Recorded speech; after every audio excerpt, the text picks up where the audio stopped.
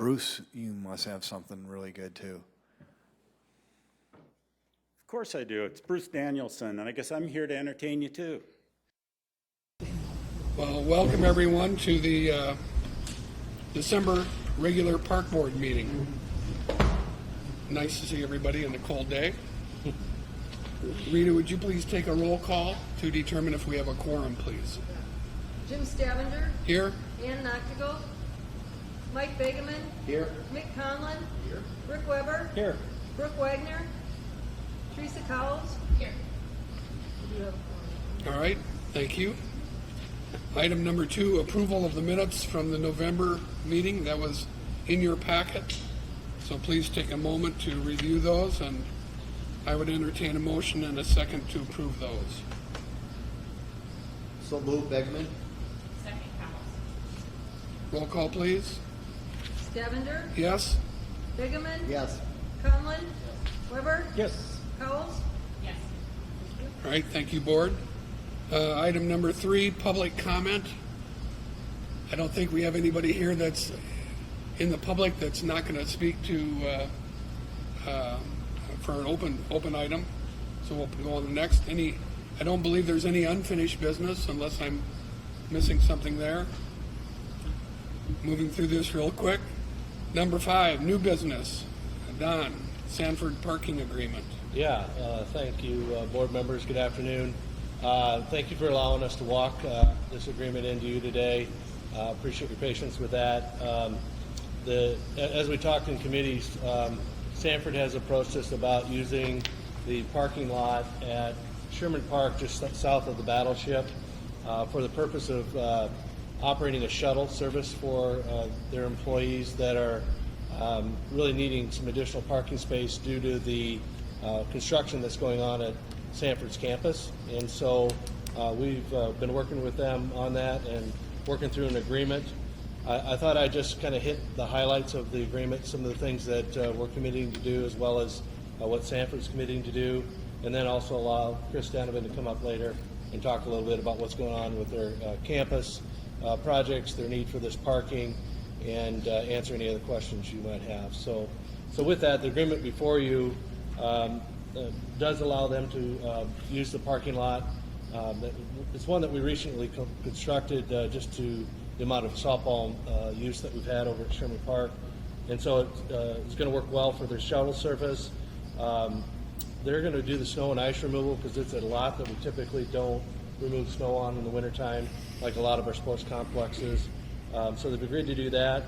They also envision needing a temporary shelter for the employees to wait while they're waiting to get on the bus. And so there might be a temporary shelter. Yeah, there's nothing to stop the wind out there, is Yeah, there? no, it's pretty wide open. So that'll keep the elements off of them while they're waiting.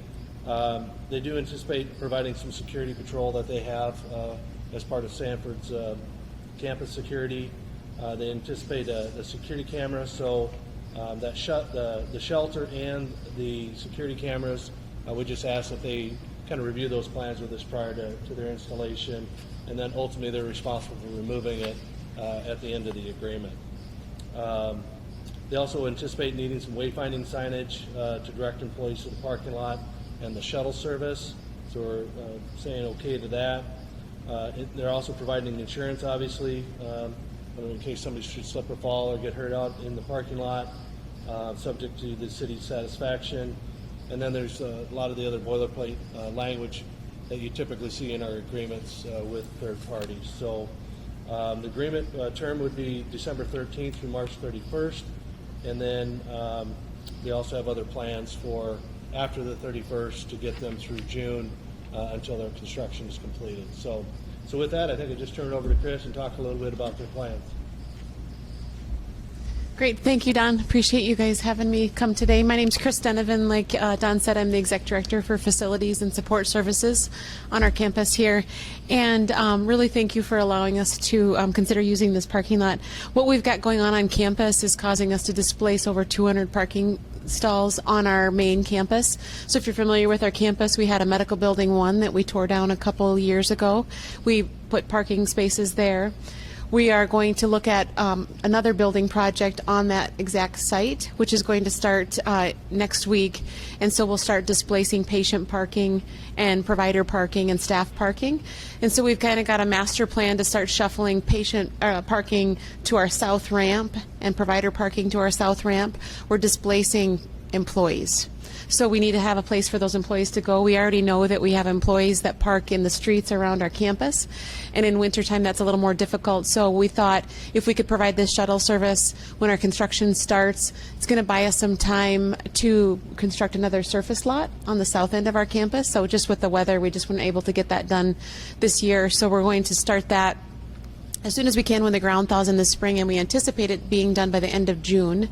And so we would like to use this parking lot through the end of March. You've got softball kicking in April, so I've talked to Mike Cruson out at the First Premier Center, or excuse me, Denny Sanford Premier Center, and they will allow us to use one of the lots out at north of Howard Wood Field for the next 3 months of our shuttle service. So we're kind of bridging about a 6-month gap of needed parking stalls for our patients. For our employees. And so, yeah, we're working with Stellar Limousine. We've got 2 shuttles that will run, we hope, every 15 minutes. We've timed it out. It's a pretty nice, quick drop-off to the front door of our main hospital and around again. So we hope that this will solve some of our parking problems for staff on campus. What questions do you have? Don mentioned putting in a shelter of some sort. Yeah, that's a good question. We had talked about that. We are going to watch human behavior next week and see if we have some cold weather. We anticipate that we're going to have our employees watch that shuttle come in the driveway, and then they'll get out of their car and go get in line for the shuttle. I don't know how many people are going to stand out in the cold in a shelter. So we're going to kind of watch and see. And so to answer your question, if we choose to put a shuttle or a shelter up, it would be some sort of built unit that we would build, our in-house construction team would build. I would say some sort of nicer plywood wood structure to hold maybe 10, 12 people. Yeah, so we're going to look and see if we need to do that. There's a nice sidewalk in the middle with, I think, some trees. You're right, it's windy. I don't know if we can block the wind, and I don't know how long people will have to stand out there. If they see that vehicle coming up, they'll get out of their car and go hop on the shuttle. So we're going to test the need over the next week, and then we can quickly use our in-house team to erect something if we need to.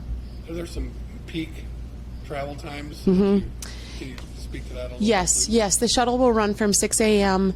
all the way to 8:30 p.m., but we think our peak times are going to be from 6 to 9 and around 3:30 to 8:30.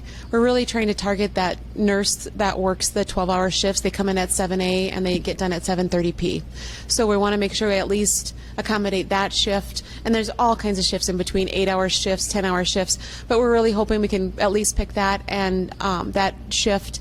And then also we've got people that start at 6:30, so we hope that that's a nice, that will also allow on my back end of my shift if I leave at 3 o'clock in the afternoon or 3:30. We've got second shifts coming in about that time, so then that'll free up spaces. And then also on campus, we think that... It really doesn't sound like it's enough traffic that's going to impact Kiwanis.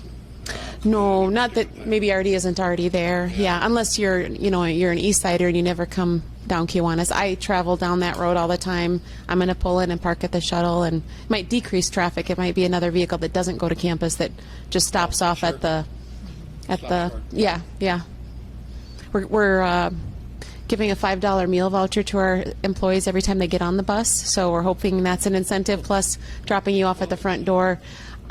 We have to walk blocks to come into work, and you put your head down and the wind. So we hope that not having to walk in the cold too is going to be an incentive for employees to use the shuttle. So we've done this before. Mike was around. We did this in 2013 when we had some parking shortages on campus. We worked with Augie, I believe, I think Randy Beery worked on that one. But we're going to try this again and hope that we can get some staff to use it. What other questions?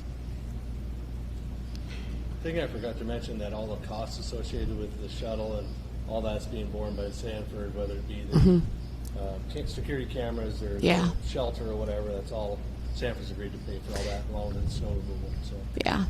And a little bit about the security cameras. We've got security in all of our parking lots now. We've got 360 cameras that are mounted to the light poles, and we would ask to do that. And then our staff, our security officers back on campus have a home base, like a command center, and we would keep an eye on that, and then we would just add that to their route when they go around and look at our other properties. We would just make sure they go through there frequently and just see how things are going, and then always have eyes on it with our camera. And then when we are done with this, we can move that back to campus and surely find a home for it, that we can repurpose it. So that'll be good too. Other questions for Chris? Thanks for the good explanation. Thank you. Thanks for the support. Appreciate it. Staff recommends approval. All right, this is within the purview of the park board, so it doesn't have to go to the council or anything like that. So I'd entertain a motion and a second for approval. I'd make that motion. Weber? Nick, thank you. All right, roll call, please. Stevinger, Yes. Bigeman, Yes. Conlon, Weber, Yes. Cowles. Yes. Thank you. All right, that's approved. All right, next up, election of Parks and Recreation Board officers. That's for me.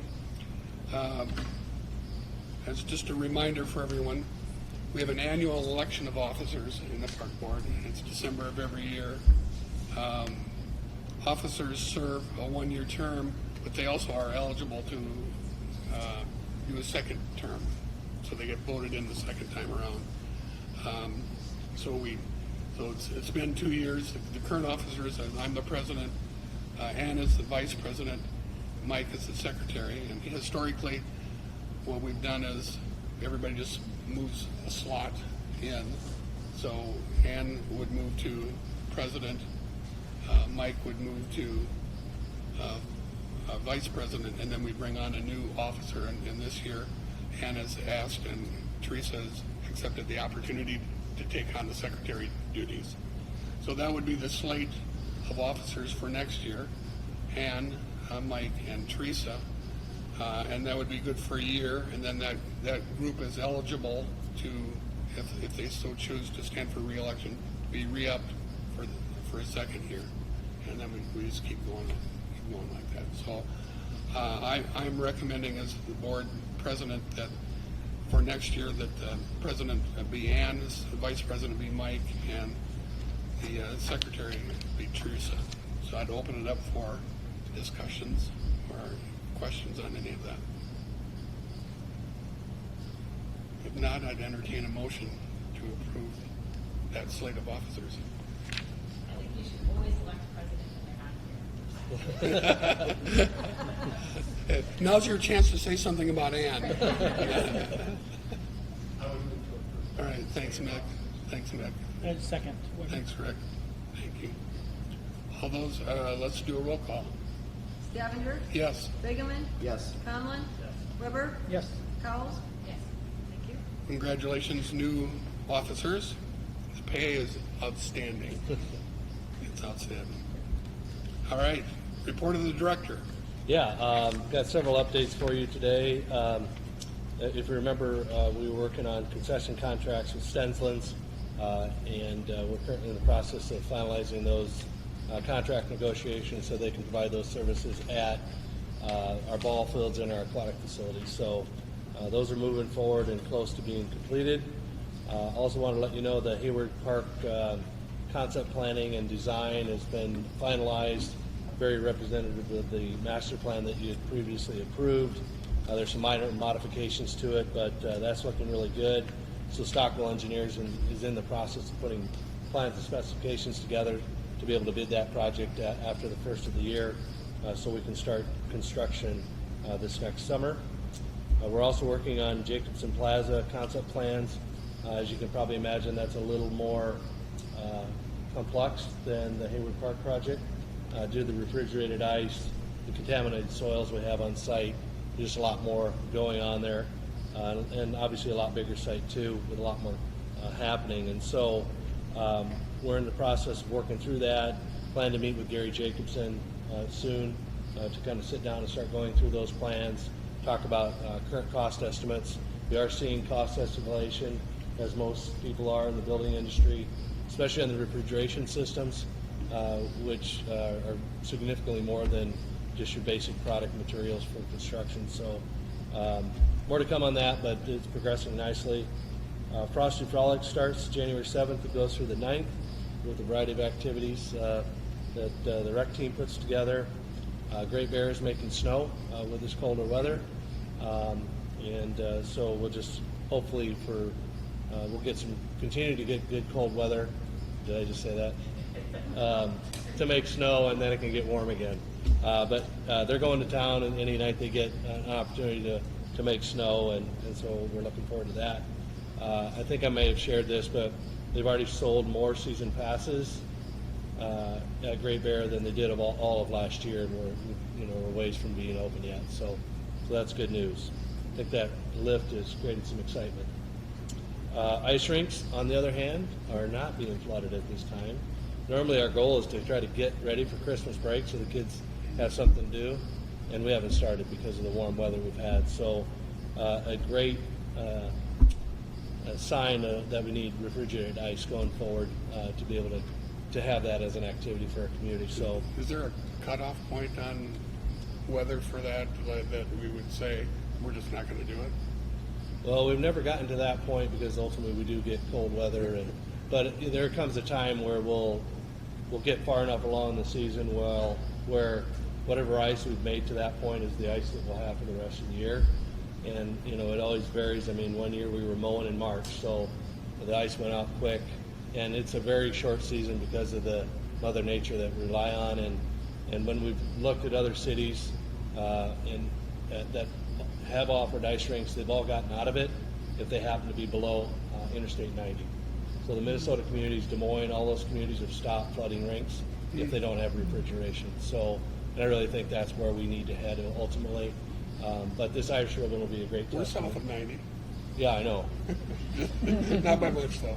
Yeah, so I think that's ultimately we'll have to make that same decision because it's just we spend a lot of time and resources for very little value that it provides to the community. So I'm not saying I'm against ice skating. I'd rather have good, reliable, dependable, programmable ice because right now we can't program it because we don't know when we're going to have It ice. just puts more pressure on the ice pucks and any other. Yeah, definitely. So anyway, the visitor center got approved by contract last night. Jackie presented that. 0 questions about that contract, so that went through.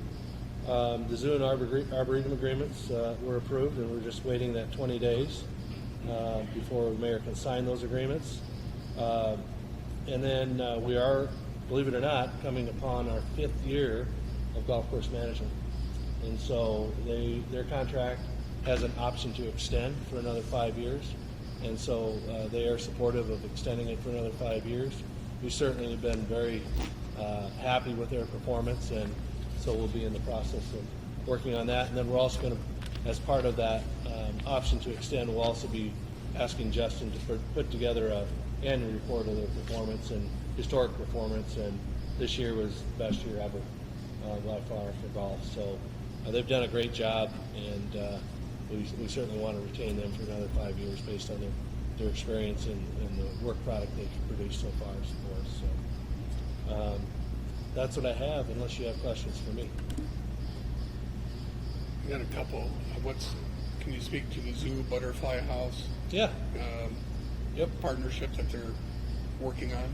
Yeah, and so there's been some conservation efforts that the zoo and the butterfly house have worked on. 2 of them include the black-footed ferret conservation and endangered species efforts that they have to save those species, as well as the Dakota skipper, which is a rare butterfly that is on the verge of extinction as well. And so they've been collaborating on some of these things. And as Becky and Audrey have talked, they said, should we have further conversation about, partnering on a higher level? They have a very similar mission, very similar type of audience that they appeal to, and both tourist attractions. And so they just thought that would probably be fruitful to have both of their boards have representatives on a kind of a task force that they would look at whether or not partnering at a higher level would be a good idea. Everybody I've talked to, my thought is that, well, yeah, that just makes total sense, because they have such similar missions, and a lot of zoos have aquariums as part of their operations, and so the Butterfly House, the whole thing just seems to make a lot of sense. And so it'll be a few months, I think, before they'll kind of get to some consensus or recommendation coming from their boards and that task force that they formed. But we're excited about what that potentially could mean. And I think Becky's comment to us was that they really think they can really increase attendance by having more to offer. And so they don't know what that's going to look like yet, though. They know, does Butterfly stay where it's at? There's just a lot to be worked through yet. Well, what role does the city have in any of that?